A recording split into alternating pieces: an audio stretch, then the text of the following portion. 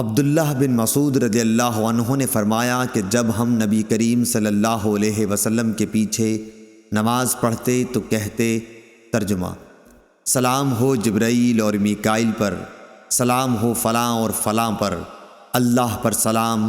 نبی کریم صلی اللہ علیہ وسلم ایک روز ہماری طرف متوجہ ہوئے اور فرمایا، اللہ تو خود سلام ہے، تم اللہ کو کیا سلام کرتے ہو؟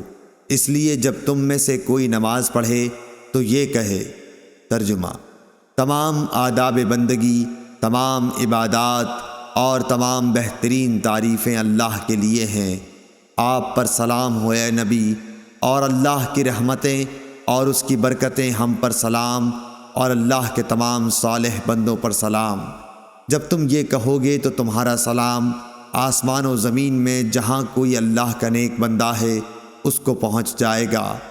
میں گواہی دیتا ہوں کہ اللہ کے سوا کوئی معبود نہیں، اور گواہی دیتا ہوں کہ محمد صلی اللہ علیہ وسلم اس کے بندے اور رسول ہیں۔ صحیح بخاری حدیث نمبر 831۔